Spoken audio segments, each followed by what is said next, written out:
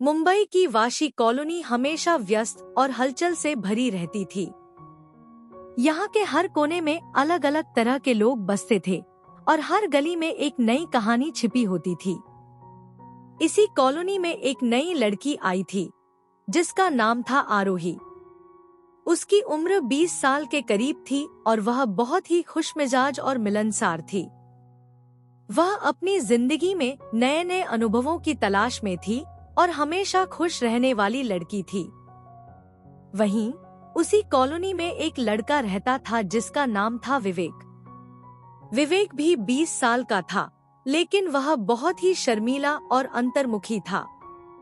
वह हमेशा अपनी किताबों में खोया रहता था और ज्यादातर अकेला ही रहता था।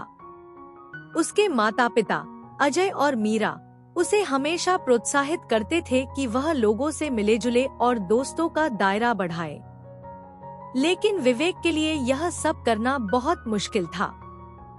आरोही का परिवार बहुत ही स्नेही था। उसके माता पिता रमेश और सुनीता उसकी हर इच्छा का ध्यान रखते थे। आरोही की एक छोटी बहन भी थी, प्रिया, जो उससे 4 साल छोटी थी। प्रिया और आरोही के बीच बहुत ही गहरा बंधन था।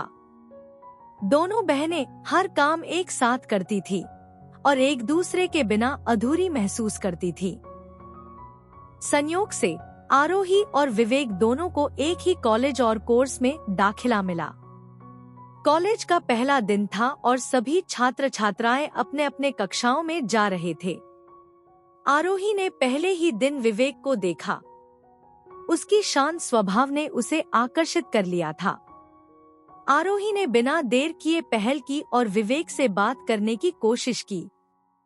हाय, मैं आरोही हूँ। हम एक ही क्लास में हैं, है ना? आरोही ने मुस्कुराते हुए पूछा। विवेक ने थोड़ी झिझक के साथ जवाब दिया, हाँ, मेरा नाम विवेक है। आरोही ने बातचीत को आगे बढ़ाते हुए कहा, तुम हमेशा इतने शांत क्यों रहते हो? कोई बात नहीं, हमें एक दूसरे को जानने का मौका मिलेगा। इस प्रकार उनकी दोस्ती की शुरुआत हुई। धीरे धीरे आरोही ने विवेक को खुलने में मदद की। वह उसे बाहर घुमाने ले जाती, नए नए जगहों पर, और उसकी पसंद नापसंद के बारे में जानने की कोशिश करती। विवेक के लिए यह सब नया था, लेकिन आरोही के साथ उसे अच्छा लगने लगा।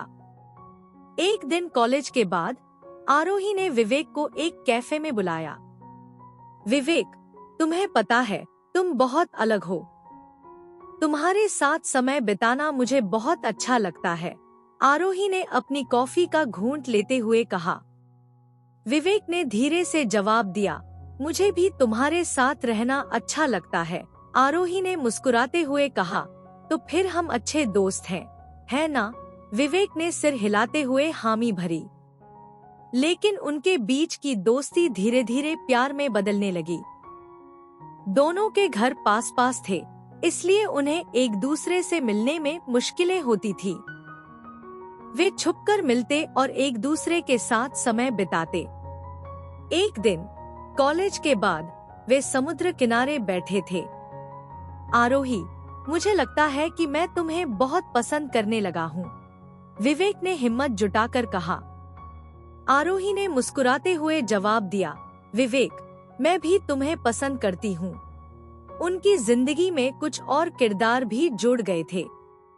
आरोही की सबसे अच्छी दोस्त साक्षी हमेशा उसके साथ थी। साक्षी बहुत ही मजाकिया और जिंदादिल लड़की थी। वह हमेशा आरोही को नई नई जगहों पर ले जाने और नई चीजें सिखाने में व्यस्त रहती थी। वहीं विवेक का सबसे अच्छा दोस्त करण हमेशा उसकी मदद के लिए तैयार रहता था। करण और साक्षी भी एक दूसरे को पसंद करने लगे थे। उनकी प्रेम कहानी में कई कठिनाइयां भी आईं। दोनों के परिवारों को उनकी दोस्ती और प्यार के बारे में पता चल गया था और वे इसे मंजूर नहीं कर रहे थे। लेकिन आरोही और विवेक ने मिलकर अपने अपने परिवार को समझाने की कोशिश की। आरोही, तुम्हारे माता पिता मुझे कभी पसंद नहीं करेंगे, विवेक ने उदास मन से कहा। नहीं विवेक, हम उन्हें मना लेंगे। हमें हार नहीं माननी चाहिए, आरोही ने उसे ढांढस बंधाते हुए कहा।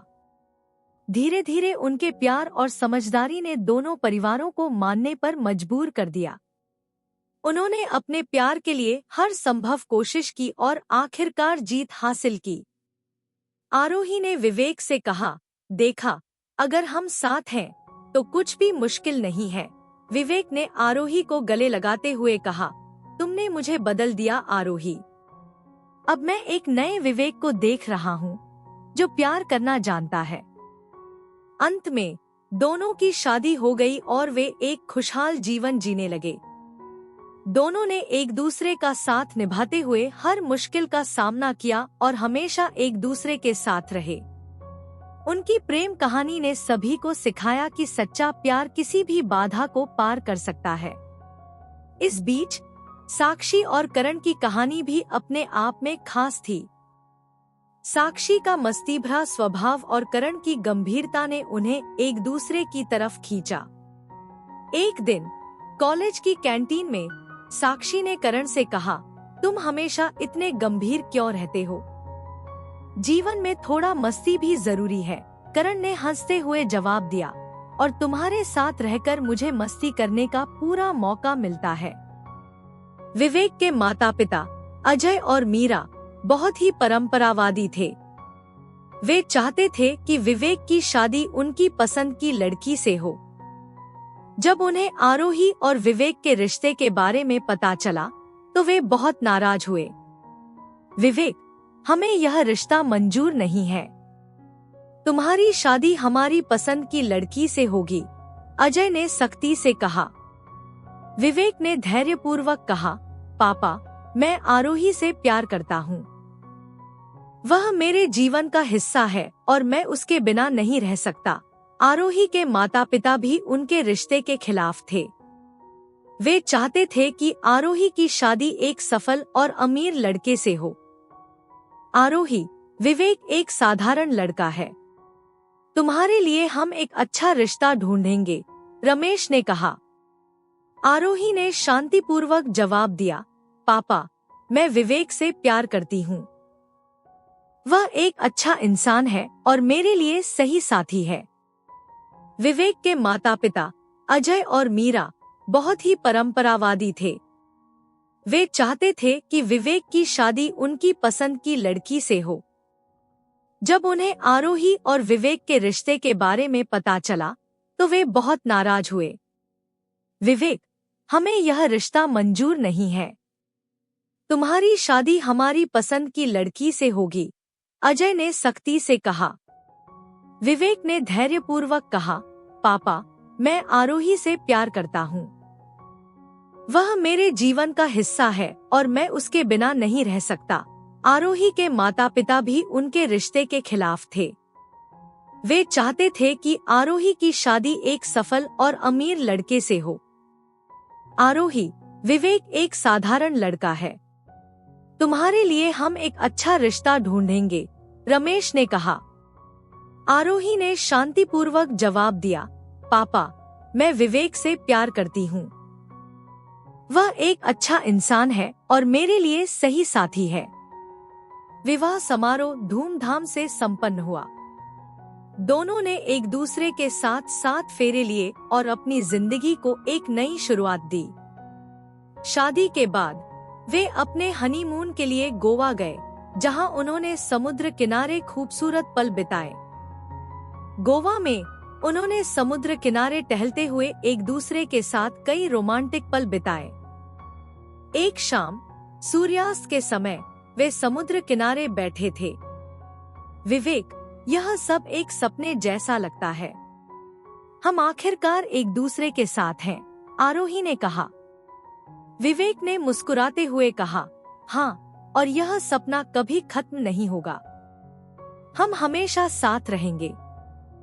शादी के बाद उनकी जिंदगी में नए नए अनुभव और चुनौतियां आईं। दोनों ने मिलकर हर मुश्किल का सामना किया और एक दूसरे का साथ दिया। उनके जीवन में प्यार, सम्मान और समझ हमेशा बरकरार रहा। कुछ साल बाद आरोही और विवेक के जीवन में एक नया सदस्य आया। उनका बेटा आरव उनके जीवन में खुशियों का खजाना लेकर आया। आरव के साथ उनकी जिंदगी और भी खुशनुमा हो गई। साक्षी और करण की भी शादी हो गई। वे भी अपनी जिंदगी में खुश थे और आरोही और विवेक के साथ अपने सुख दुख बांटते थे। चारों का यह दोस्ती और परिवार का बंधन और भी मजबूत हो गया।